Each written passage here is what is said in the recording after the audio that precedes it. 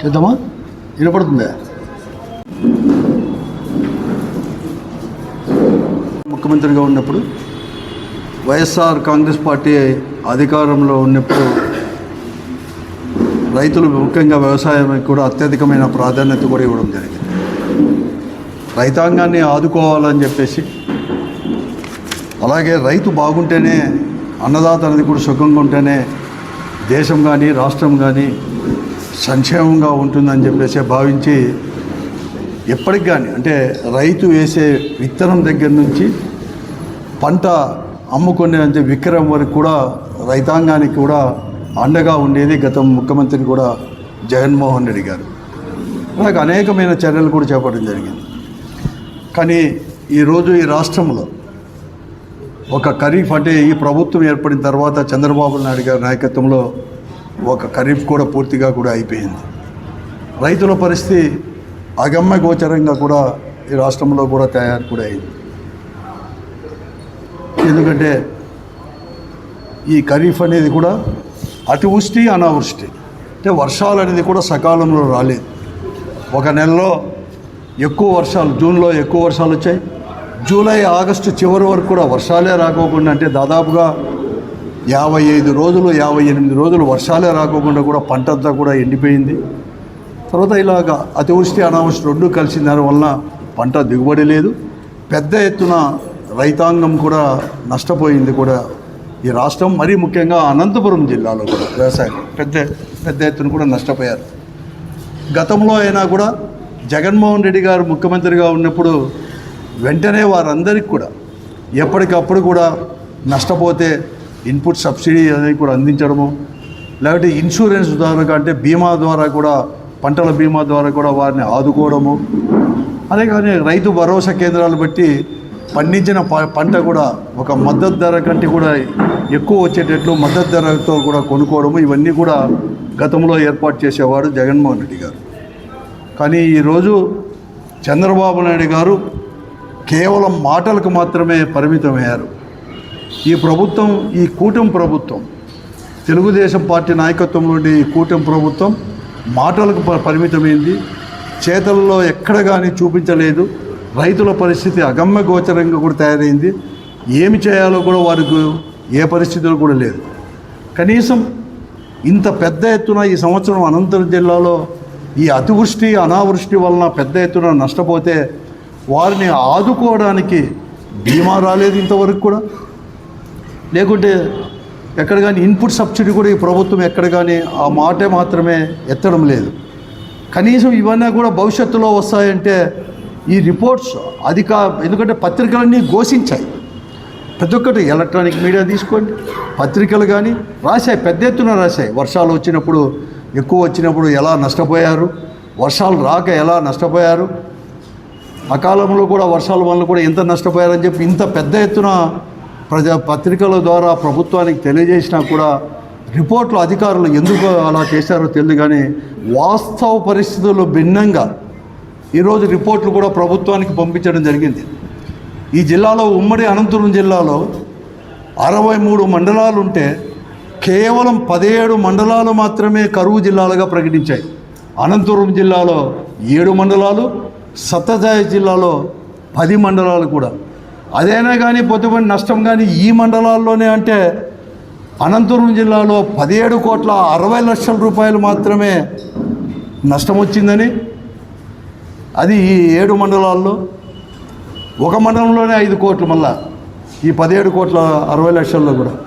అవతల సత్యసాయిలో కూడా 10 మండలాలకు కలిసి 24-25 కోట్లు మాత్రమే నష్టం వచ్చింది. రిపోర్ట్లు పంపించిన దానివల్ల పూర్తిగా కూడా అర్థమవుతూ ఉంది. ఇన్సూరెన్స్ రాదు, బీమా రాదు, ప్రభుత్వం ఇన్పుట్ సబ్సిడీ ఇచ్చేది కూడా లేదు పరిస్థితి కూడా ఈరోజు కూడా ఉంది. గతంలో అయినా జగన్మోహన్ గారు ముఖ్యమంత్రిగా ఉన్నప్పుడు ఒక రైతు భరోసా కింద 13,500 రూపాయలు ప్రతి సంవత్సరం కూడా ఖరీఫ్ లోపలే 3 విడతల్లో ఆ రోజు రైతుకు అనేది కూడా ఇచ్చేవాడు, చెల్లించేవాడు. దాదాపు ఒక అనంతపురం జిల్లాలోనే 1,900 కోట్ల రూపాయలు 5 సంవత్సరాల్లో ఒక రైతు 13,500 రూపాయలకి ఇచ్చింది. రాష్ట్రం కాదు, అనంతపురం జిల్లాలో. కానీ ఈరోజు ఈ ప్రభుత్వం ఎన్నికల హామీలో మేము ఇస్తాం 20,000 ఇస్తాం, 13,500 కాదు 20,000 ఇస్తామని చెప్పారు. 5 నెలలు గడిచిపోయింది. ఇంకా 10 రోజులు పోతే 6వ నెల కూడా పూర్తిగా అవుతూ ఉంది. పెద్ద ఎత్తున నష్టపోయాడు రైతు. వాని పరిస్థితి చాలా అగమ్య గోచరంగా ఉంది. ఏం చేయాలి ఏం కథ కూడా అర్థం కాలేని పరిస్థితి కూడా ఈరోజు కూడా ఉంది. కానీ వారిని ఆదుకోవడం ఇంతవరకు 20,000 ఎక్కడగానే లేదు. ఆ ఊసే ఎత్తడం లేదు. ఈ ప్రభుత్వం ఇస్తాను కానీ ఈ సంవత్సరం ఇవ్వను కానీ ఏది కానీ చెప్పుకోకుండా కేవలం మాటలతో సరిపుచ్చుతూ ఉంది. కేవలం జగన్మోహన్ రెడ్డి గారి యొక్క నామాన్ని కూడా ఎప్పుడు కానీ చెప్పుకుంటూ దాటవేసే ధోరణిలోనే ఈరోజు ప్రభుత్వం పోతుంది. కానీ ఎక్కడ కానీ ఇవ్వలేని పరిస్థితి కూడా ఈరోజు కూడా కనపడతా ఉంది. పేరు మాత్రం ఆర్భాటంగా ఆ రోజు ముఖ్యమంత్రి జగన్మోహన్ రెడ్డి గారు రైతు భరోసా, ఒక భరోసా మీకు ఒక పెట్టుబడి సాయం కింద 13,500 రూపాయలు ప్రతి రైతుకి ఇస్తే, ఏ పంట వేసుకొని ఇస్తే 20,000 ఇస్తామని చెప్పేసి పేరేమో అన్నదాత సుఖీభవ. వాళ్ళు సుఖంగా ఉండడానికి అధికారంలోకి వచ్చేసి అనుభవించడానికి మాత్రమే వచ్చింది. ఆ స్లోగన్ సరిపోయింది. కానీ ఈరోజు ఒక్క పైసా కూడా ఇవ్వలేదు. 5 సంవత్సరాలు ముఖ్యమంత్రిగా జగన్మోహన్ రెడ్డి గారు ఇస్తే ఇలా 5 నెలలు అయిపోయింది. 6వ నెలలు కూడా పూర్తి అవుతుంది. ఇంతవరకు ఇవ్వలేదు. ఖరీఫ్ కూడా పూర్తి కూడా అయిపోయింది. అక్టోబర్ లాస్ట్కే కూడా ఖరీఫ్ అయిపోయింది. నవంబర్ 10-15 తేదీలో కూడా. కానీ ఇంతవరకు కూడా ఇవ్వలేదు. పోతే అరకొర పండినాయి. నష్టమో వాడో కానీ అరకొరకు కూడా పండినాయి. వరి కావచ్చు, అంటే వడ్లు కావచ్చు, వేరుశనగ కానీ, అలాగే మొక్కజొన్న, ఇతర పంటలు, వీటితో పాటు అరటి, ఇవన్నీ కూడా ఏదో కష్టపడి పండించినాడు. ఆ ఉండినేటివైనా కూడా అమ్ముకుందామంటే మార్కెట్లో ధర లేదు. ఎక్కడికి కొనేవాడే లేడు. ఈరోజు వరి, వేరుశనగ కళాల్లో వేసుకున్నారు, రోడ్లలో వేసుకున్నారు. వరి అయితే ఈ తుఫాను అవి కూడా అక్కడక్కడ వచ్చేసి మొలకలు కూడా ఎత్తుతూ ఉన్నాయి. చలి ప్రారంభమైంది. కళాల్లో పండుకోలేకపోతున్నాడు. రోడ్లలో రాత్రి అంతా కూడా మేల్కొని కూడా పండుకోలేకుండా ఈరోజు కూడా కూర్చునే పరిస్థితి రైతులకు కూడా ఉంది. అమ్ముకుందామంటే కొనేవాడు లేడు. వ్యాపారస్తులు అందరూ కూడా ఒకటయ్యారు. నియంత్రణ లేదు వ్యాపారస్తులపైన, మిల్లర్లపైన కానీ ఎవరిపైన కూడా ఈ రాష్ట్రంలో నియంత్రణ లేకుండా పోయింది. వారిదే ఇష్టారాజ్యం అయిపోయింది. ధరలు నియంత్రిస్తున్నారు వ్యాపారస్తులే, కొనేవాడే లేదు. మద్దతు ధర ఏమో చాలా ఆర్భాటంగా కూడా ఖరీఫ్ ప్రారంభకానికి ముందే కేంద్ర ప్రభుత్వం కావచ్చు, రాష్ట్ర ప్రభుత్వం కూడా మేము గత ప్రభుత్వం కంటే ఇట్లా ఇదే మాటలే నేను విన్నాను. వ్యవసాయ మంత్రి కావచ్చు, లేకుంటే సివిల్ సప్లైస్ మినిస్టర్ కానీ, ముఖ్యమంత్రిగా చంద్రబాబు నాయుడు కానీ ఆర్భాటంగా ప్రకటించారు. మద్దతు ధర అనేది కూడా ఆమె ఎంత కూడా వరికి, వేరుశనగకు, మొక్కజొన్నకు, కందులకు, రాగులకు పెద్ద ఎత్తున పండించినారు. గతంలో కంటే కూడా ఎక్కువ చేశారు. నేను కాదనం లేదు. 100-150 రూపాయలు క్వింటాలకు కూడా పెంచారు. కానీ చేతుల్లో మాత్రం చూపించలేకపోయారు. ఈరోజు మద్దతు ధర కంటే కూడా మార్కెట్లో కొనే పరిస్థితి, అమ్మే పరిస్థితి రైతుకుంటే దొరకని లేదు. ఇదే జగన్మోహన్ రెడ్డి గారు ముఖ్యమంత్రి కూడా 3,000 కోట్ల రూపాయలు దీనికంతా కూడా కొనేదానికి కూడా ఇస్తే, సంవత్సరానికి ఇంకా అవసరం వస్తే కూడా 1,000 కోట్ల రూపాయలు కూడా ఒక సీజన్లో కూడా ఇవ్వడం కూడా జరిగింది. కొన్నారు. కానీ ఈరోజు ఎవరు కానీ ఇంతవరకు కొనే పరిస్థితి లేదు. ఈ పొద్దు ధాన్యం అయితే వరి, వడ్లు మద్దతు ధర ఏమో చాలా పెద్ద ఎత్తున ఆర్భాటంగా 2,300 అని, ఏ గ్రేడు 2,320 అని చెప్పేసి ప్రకటించినారు. మద్దతు ధరే ఇంత కూడా ప్రకటించారు. కానీ ఈరోజు మార్కెట్లో కేవలం 1,950 నుంచి 2,050 వరకు మాత్రమే మద్దతు ధరలు అనేది కూడా ఉంది. ఎక్కడైనా కానీ పదమనండి, కనేకలకు పోదాం, బొమ్మనాలకు పోదాం, విడపక్కలకు పోదాం, నార్పలకు పోదాం, అనంతపురం రూరల్కి పోదాం, రాప్తాడుకు పోదాం, నీ ఇష్టం. వడ్లు కొనేవాడే లేడు. కళాల్లో ఉన్నాయి, మొలకలు వస్తున్నాయి, పేపర్లో పెద్ద ఎత్తున వస్తున్నాయి. వర్షాలు పడతా అంటే కొట్టుకొని పోతాయని. మద్దతు ధర 2,300, 2,320 రూపాయలు అని చెప్పి ఈ పొద్దు 1,950 రూపాయలకు, 2,050 రూపాయలకు మాత్రమే మార్కెట్లో ఉంటే ఎవరికైనా కొనేవారే లేడు. మద్దతు ధర ఇచ్చేసి మేము కొంటామని కూడా లేదు. ఆయనేమో civil supplies minister Nadendla Manohar గారు 37 లక్షల మెట్రిక్ టన్నులు మేము కొంటాం, ఏం భయం లేదని చెప్పాడు. ఒక సెల్ ఫోన్లో ఒక రైతు హాయ్ అని చెప్పేసి మెసేజ్ పెడితే చాలు వాలిపోతాం, కొంటామని చెప్పి 37 లక్షల మెట్రిక్ టన్నులు ఆర్భాటంగా అక్టోబర్లో కాకినాడలోనే ప్రకటించాడు. మేమంతా పట్టుకుంటాం, మిల్లర్లను కంట్రోల్ చేస్తాం, గతంలో మిల్లర్లంతా కూడా ఒకటారు అని చెప్పిన వాళ్ళు ఈరోజు 37 లక్షల మెట్రిక్ టన్నులు సేకరించామని చెప్పేసి బయట మార్కెట్లోకి వచ్చేసి 45 రోజులు అవుతూ ఉన్నాయి. వరి ఇవన్నీ వడ్లు అన్నీ కూడా ఈరోజు కేవలం 4.5 లక్షల మెట్రిక్ టన్నులు మాత్రమే సేకరించినారు తప్ప ఎప్పుడు సేకరిస్తారు? రైతులంతా అమ్ముకున్నాక సేకరిస్తారా? బ్లాక్ మార్కెట్ దారులంతా కూడా వాళ్ళంతా కూడా ఒకటి అయిపోయి ఎంత చేస్తా అంటే మీ మద్దతు వాళ్ళకేనా? ప్రచారానికి మాత్రమేనా మీ మాటలు? అదే పోయిన సంవత్సరం ఆన్ రికార్డ్ నేను చెప్పేది, ఈ పొద్దు 1950 2050 ఉండేది 2320 మార్కెట్లో ఉండేది. ఆ రోజు మళ్ళీ కూడా మద్దతు ధర కూడా కేవలం అప్పుడు వచ్చేసి 2183 ప్రకటించినప్పుడే 2800 2300 2900 ఉంటే ఈరోజు కేవలం 1950కి 2000 రూపాయలకు ఉంటే కూడా ఎందుకు సేకరించలేదని చెప్పి నేను అడుగుతా ఉన్నాను. ఎవరి కోసం ఈ ప్రభుత్వం? రైతుల కోసమా లేకపోతే వ్యాపారస్తుల కోసమా ఉండేది? అలాగే ఈరోజు కూడా అంతే, మొక్కజొన్న కూడా అంతే. మీరు మద్దతు ధర ఏమో ప్రకటించారు 2225 రూపాయలని. పోయిన సంవత్సరం 3200 3300 రూపాయలు మొక్కజొన్న క్వింటాల్ అనేది కూడా పోయిన సంవత్సరం ఇప్పటికి ఇటువంటి టైంలో ఉంటే, అంటే దిగుబడి వచ్చిన తర్వాత ఉంటే ఈరోజు కేవలం 2050 రూపాయలు మాత్రమే ఉంది. 2050. నేను నిన్న పోయినాను, కనేకలు పోయినా, బొమ్మనాలు పోయినా, మొన్న 3 రోజుల కింద నార్పలకు పోయాను. ఏడుస్తున్నారు రైతులు. ఏం అడిగేవారే లేరా? ఏం మీ పార్టీలంతా కూడా ఏదో చెప్పి అని కూడా ఈరోజు మమ్మల్ని అడుగుతూ ఉన్నారు. పోయిన సంవత్సరం ఏమి 3000 రూపాయల పలకడమేమి మొక్కజొన్న, ఈ సంవత్సరం పంట వచ్చినాక ఇదేముంది? మీ మద్దతు ధర మీరు 2225 రూపాయలు ప్రకటించినప్పుడు ఎందుకు కొనకూడదు అని చెప్పి నేను అడుగుతా ఉన్నాను ప్రజల తరపున, రైతాంగం తరపున. ఇంకా వేరుశనగ రైతుని గురించి ఇంకా చెప్పాల్సిన అవసరమే లేదు. కష్టం ఉంది. అసలు ఒక వరి పంటకైతే ఎకరాకు 40,000 పైన ఖర్చు పెట్టాల్సి వస్తుంది పెట్టుబడి. ఇంకా వరికైతే, ఇది వేరుశనగకైతే అలాగే ఉంది. మద్దతు ధర ఏమో ప్రకటించినారు 6000 క్వింటాలు వచ్చేసి 6783, అంటే 45 కేజీలు వచ్చేసి 3052 రూపాయలు మద్దతు ధర ప్రకటించినారు. 6780 రూపాయలు క్వింటాల్ అంటే 45 కేజీలు మన దగ్గర వాస్తవానికి 45 కేజీలు 3052 రూపాయలకు పోవాలి.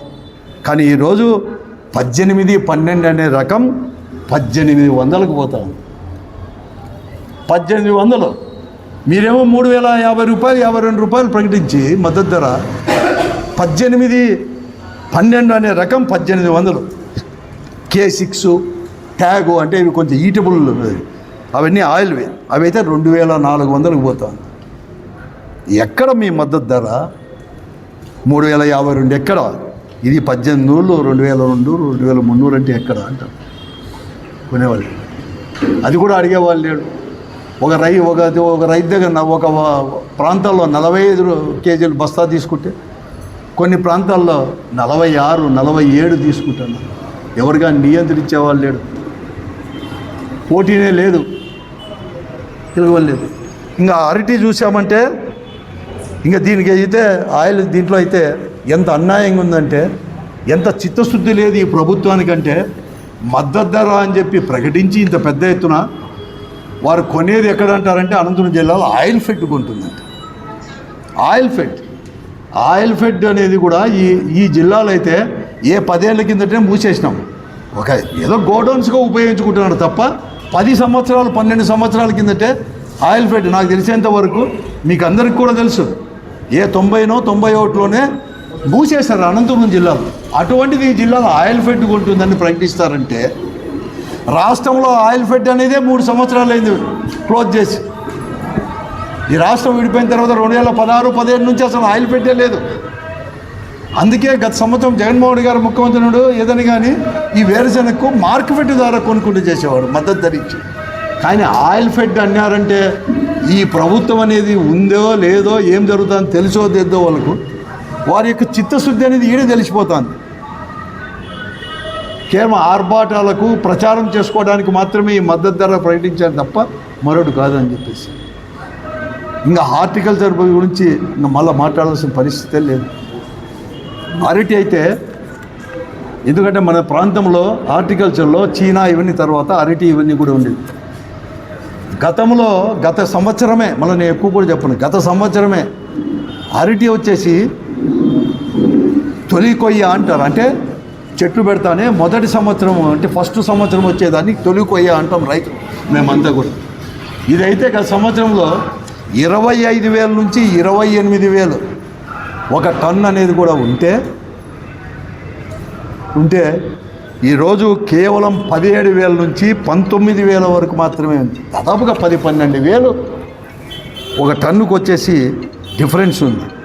రెండోదైతే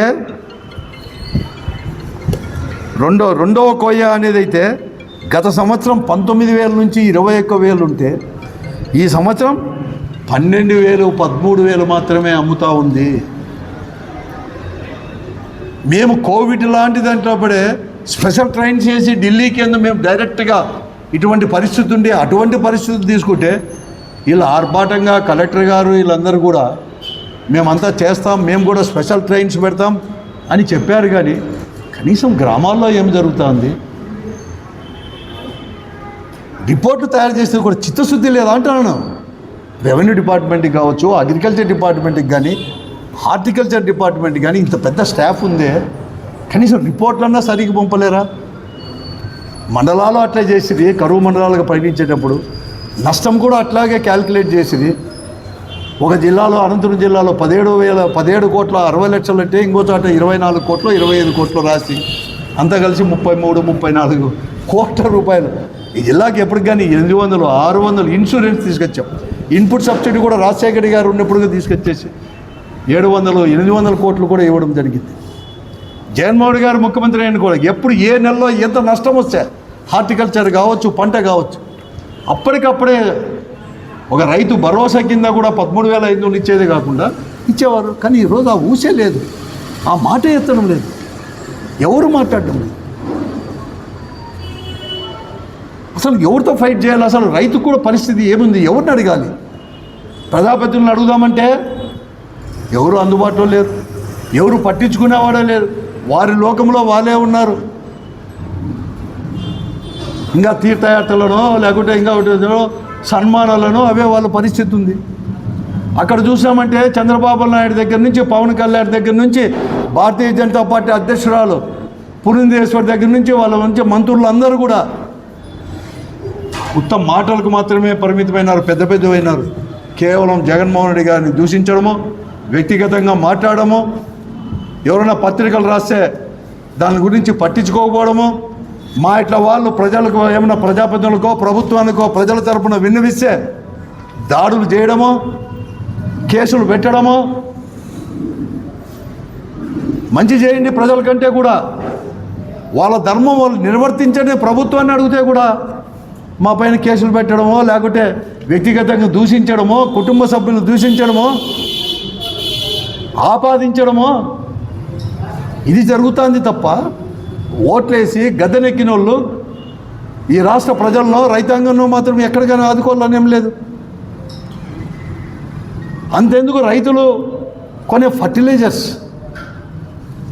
పెస్టిసైడ్స్, పిచికారి మందులు ఎంత బ్లాక్ మార్కెట్లో అండి, ఎంత పెద్దగా ప్రకటించారు రేట్లు. గవర్నమెంట్ ధర ఇంతకంటే ఎక్కువ అమ్మకూడదని 28 కావచ్చు, యూరియా కావచ్చు, అమ్మోనియం సల్ఫేట్ కానీ, పొటాష్ కానీ, రెడ్ పొటాష్, ఇవన్నీ కూడా వైట్ పొటాష్, వేప చెక్క, ఏదైనా కానీ ఎంత మార్కెట్లో 265 రూపాయలకు అమ్మాల్సిన యూరియా ధర కేంద్ర ప్రభుత్వం నిర్ణయించిన ధర ప్రతి బస్తాకు కూడా ఈరోజు ఎంతకు అమ్ముతున్నారో తెలుసా?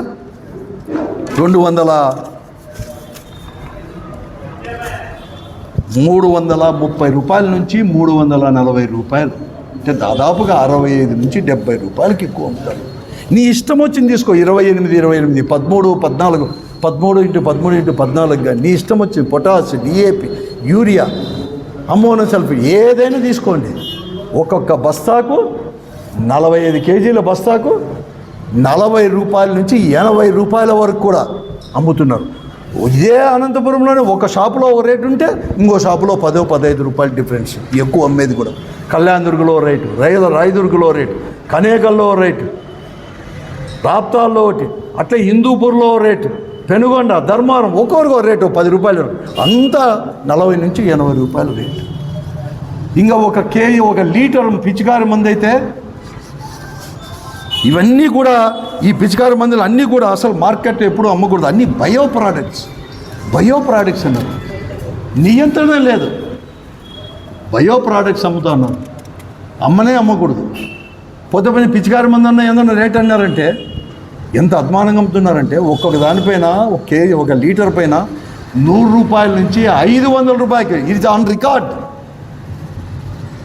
మేము ప్రూవ్ చేస్తాం కాబట్టి ఎక్కడ ఒక షాప్ అని అన్ని దగ్గర 100 నుంచి 500 రూపాయల వరకు ఎక్కువ అమ్ముతున్నారు. అడిగేవాడు లేడు. అగ్రికల్చర్ డిపార్ట్మెంట్ అధికారులు కానీ ఎవరు లేదు. అప్పుడైనా ఇవన్నీ కూడా రైతు భరోసా కేంద్రాలు పెట్టి ఇవన్నీ ఫర్టిలైజర్స్ ఇవన్నీ కూడా మేము ఇచ్చేవాళ్ళం. అంటే దాని కాంపిటీషన్ కాబట్టి వీళ్ళు అదే రేట్లకే ఇచ్చేవాళ్ళు. కానీ ఈరోజు రైతు భరోసా కేంద్రాలు మూసేశారు. కేవలం జగన్మోహన్ రెడ్డి గారి పైన ఉన్న అక్కస్తోనో ఎవరిపైన, జగన్మోహన్ రెడ్డి గారి కంటే నష్టం రైతాంగానికి. ఈ పొద్దు అమ్ముతా ఉన్నారు. విజిలెన్స్ డిపార్ట్మెంట్ లేదు. ఈ ఫర్టిలైజర్ షాపులతో డబ్బులు తీసుకొని విజిలెన్స్ వాళ్ళు, అగ్రికల్చర్ డిపార్ట్మెంట్ ఏడీలు, ఏఈలు వాళ్ళు ఇష్టానుసారం అమ్ముతా ఉంటే ఒక్కడు కూడా అడిగేవాడు లేడు. ఒక ప్రజాప్రతినిధి అడిగేవాళ్ళు లేడు. ప్రభుత్వం అనేది అవన్నీ ఏం పట్టించుకోలేదు.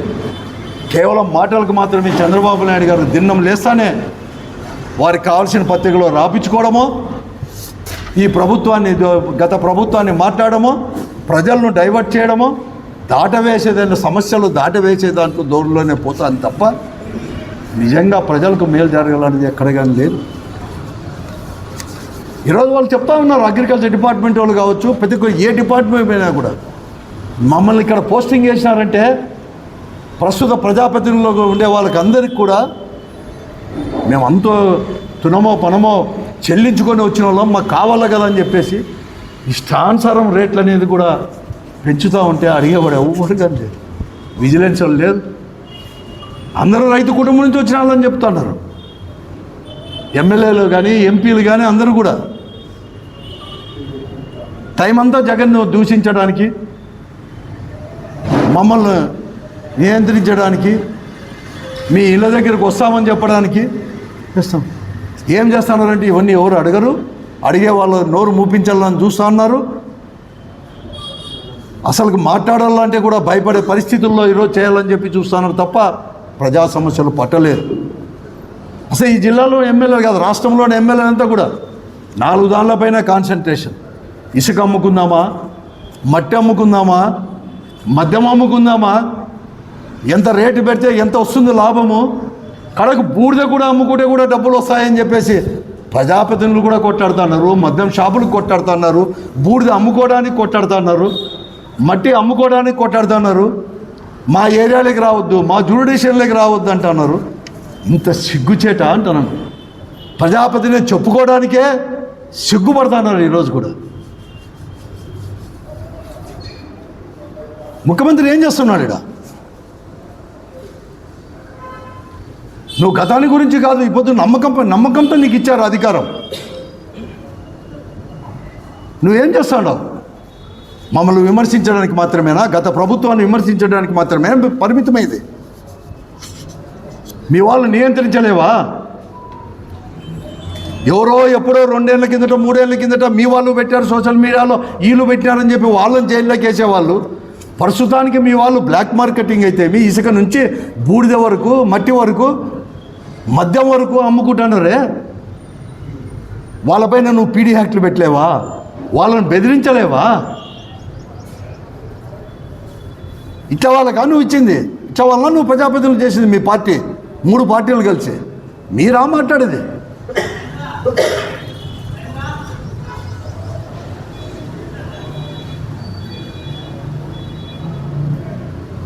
రండి, నేను ఇప్పుడు చూపిస్తాను అన్నీ. ఫర్టిలైజర్ షాప్ కానీ అంతా కూడా ఎట్లా వ్యాపారస్తులు ఎట్లా బ్లాక్ మార్కెట్లో అమ్ముకుంటాను. మద్దతు ధర ప్రకటించండి. అంతేకాదు ఈరోజు అంతా కూడా చెప్తున్నారు, ఈరోజు రాయలసీమకు వచ్చి కృష్ణా జలాలు తీసుకొచ్చేసామని చెప్పి ఆర్భాటం చేసిన వాళ్ళు. ఆ రోజు జగన్మోహన్ రెడ్డి గారు మేము ఎప్పుడో చెప్పాం 3850కి కృష్ణా జలాలు ఆ రోజు రాజశేఖర రెడ్డి గారు తీసుకొని రావాలని చెప్పేసి 40 టీఎంసీలు తీసుకొని రావాలంటే ఎక్కడో లోపం జరిగి 2200 క్యూసెక్లు మాత్రమే వస్తూ ఉంది. దాన్ని 10,000కి చేయమంటే 6200 క్యూసెక్లకు చేసి 2020లో 2022లో టెండర్లు పిలిచి ఒకటి మెగా కంపెనీకి ఒక ప్యాకేజు, ఇంకో ప్యాకేజ్ వచ్చేసి ఎవరికో ఖమ్మంకి ఎవరికో శ్రీనివాసరెడ్డికి ఇచ్చి పనులు ప్రారంభిస్తా అంటే ఈ ప్రభుత్వం వచ్చిన తర్వాత టెండర్లను క్యాన్సిల్ చేసి వాళ్ళు పనులు ప్రారంభించే సమయంలో దాన్ని క్యాన్సిల్ చేసి మళ్ళీ 3850కే మళ్ళీ కూడా తిరిగి తవ్వుతామంటారు, పనులు ప్రారంభిస్తామని చెప్పి చెప్తున్నారు.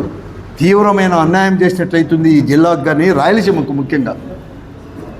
ఉదికేమో పోలవరం పూర్తి చేస్తాం, దాని ఆబ్జెక్టివ్ ఏదైతే పోలవరం వల్ల అక్కడ ఆ నీళ్ళన్నీ కూడా గోదావరి జిల్లాకు ఆ ప్రాంతానికి ఇచ్చి ఆ ప్రాంతానికి పోయేది నాగార్జున సాగర్ పోయే నీళ్లు మనకిస్తామని చెప్పి రాయలసీమ ఇస్తామనే వాళ్ళు 3850 కాదు, రాయలసీమ ప్రజలు రైతాంగం యొక్క దృష్టిలో పెట్టుకొని తాగునీరు సాగును దృష్టిలో పెట్టుకొని చేస్తే 10,000 చేయండి, లేకపోతే 6200 క్యూసెక్లైనా చేయాలని ఈరోజు డిఆర్సీ మీటింగ్లో కూడా జరుగుతూ ఉంది. కాబట్టి తీర్మానం చేసి ప్రభుత్వంతో ఒప్పించి ముఖ్యమంత్రిని ఒప్పించి ఆయన కూడా రాయలసీమ వాసే కాబట్టి తీసుకొని రావాలని చెప్పేసి మేము డిమాండ్ కూడా నేను చేస్తా ఉన్న ప్రజల తరపున నేను కోరుతా ఉన్నాను. ఒక రైతుగా, ఈ జిల్లా వాసిగా, రాయలసీమ వాసిగా కూడా నేను కోరుతా ఉన్నాను. ఇవే కాదు, రైతులను కూడా ఆదుకోవాలని చెప్పి నేను అడుగుతున్నాను. కొనండి వెంటనే మద్దతు ధర ప్రకటించి, వడ్లకు కావచ్చు, వరికి కావచ్చు. ఎందుకంటే కనేకల్ కూడా వస్తున్నాడు, అదే బొమ్మనాలు కనేకల్లో రాయదుర్గ నియోజకవర్గం ఇది. రేపు వస్తున్నాడు ముఖ్యమంత్రి గారు 30 తేదీ అనుకుంటున్నాను. రైతులతోనే అడగమని చెప్పండి, కావాలంటే మద్దతు ధర ఇచ్చేసాను వెంటనే కొని ఆ రేటు పెంచేటట్లు కూడా చేయాలని చెప్పేసి నేను కోరుతా ఉన్నాను. ఇదే కాదు, నేను పెద్ద ఎత్తున నేను కోరుతా ఉన్నాను. మీ హానీమూన్ పీరియడ్ అయిపోయింది, 6 నెలలు కూడా పూర్తిగా వస్తుంది. మీరు ఇచ్చిన హామీలు సూపర్ 6 విద్యార్థులు కావచ్చు, ఉన్నత విద్య అభ్యసించే వాళ్ళకి అందరికీ కూడా కావచ్చు, అమ్మఒడి అంటే ఇప్పుడు తల్లికి వందనం, ఇవన్నీ కూడా వెంటనే కూడా ఇవ్వాలి. ఎందుకంటే ఇవి మీరు కొత్తగా పెట్టినవి కాదు, మీరు అన్నీ హామీ ఇచ్చేటివే. గత 5 సంవత్సరాల నుంచి పేరు మీరు మార్చిండొచ్చు, అమ్మఒడిది తల్లికి వందనమనో పెన్షన్ పేరు ఇవన్నీ కూడా మార్చిండొచ్చు, అంతే రైతుకి ఇచ్చేటివన్నీ. కానీ ఇవన్నీ కూడా గతంలో జగన్మోహన్ రెడ్డి గారు ముఖ్యమంత్రిగా ఉన్నప్పుడు, వైఎస్ఆర్ కాంగ్రెస్ పార్టీ అధికారంలో ఉన్నప్పుడు ప్రతి నెల కూడా చెప్పిన డేట్లకి ఇచ్చే పథకాలే. మీరు ఆ రోజు ఎన్నికల సమయంలో చెప్పారు, గతంలో జగన్మోహన్ రెడ్డి గారు 14 లక్షల కోట్ల రూపాయలు అప్పు చేశాడని చెప్పేసి. మేము అంత తెలిసినా కూడా మీరు ఒక మాట హామీ ఇచ్చారు ప్రజలకు, మేము సంపద సృష్టించి అన్ని హామీలు పేరు మార్చి ఇవన్నీ కూడా సూపర్ 6 కూడా ఇస్తామని కూడా చెప్పడం జరిగింది. కానీ ఈరోజు అప్పుల సాగు చూపించి 14 లక్షల కోట్లు కాదు, 6,48,000 లక్షల రూపాయలు మాత్రమే అప్పు ఉన్నాయని చెబుతూనే, అంటే సగం మాత్రమే అప్పులు చెప్తూ, మీరు అన్ని 14 లక్షల కోట్ల అప్పులు ఉన్నప్పుడే మీరు ఇచ్చిన హామీలు 6 లక్షల కోట్లు మాత్రమే గత ప్రభుత్వం అప్పు చేసిందని మీరే బడ్జెట్లో రూపొందించి ప్రజెంటేషన్లు ఇచ్చినప్పుడు సులభంగా మీరు అవన్నీ కూడా అమలుపరచచ్చు. నేను ప్రజానికానికి ప్రజలకందరికీ నేను విజ్ఞప్తి చేస్తున్నాను, ఈ రాష్ట్ర ప్రజలకు, అనంతపురం జిల్లాతో పాటు. ఈ ప్రభుత్వము ఇలాగే చెప్తే చంద్రబాబు నాయుడు గారికి అలవాటు మాటలకు పరిమితమై కాలాన్ని వెలిపిస్తూ పోతాడు. 14 నుంచి 19 వరకు కూడా ఈ రాష్ట్రం విడిపోయిందని చెప్పేసి ఒక్క హామీ కూడా అమలుపరచలేకపోయారు. మహిళలకు ఇచ్చిన హామీ, రైతులకు ఇచ్చిన హామీ, ఎవరికి కానీ ఒక్క హామీ కూడా, పెన్షనర్లకు ఇచ్చిన హామీ ఏది కానీ అమలుపరచలేకపోయాడు. 2019లో హామీలు ఇచ్చి మళ్ళా గత ప్రభుత్వంలో అప్పు చేసిందని చెప్పేసి కాలం వెలదీసేదానికంటే ఇప్పుడు 5 నెలలే కాదు కదా, 5 సంవత్సరాలు అయిపోయినా కూడా అమలుపరిచే పరిస్థితి ఇలాగే ఉంటే ఈ ప్రభుత్వాన్ని మెడలు వంచి హామీలు అమలుపరుచుకోవడానికి ప్రజలు సన్నిధం కావాలి. మనం ఇంట్లో కూర్చుంటే కాదు, ఇంకా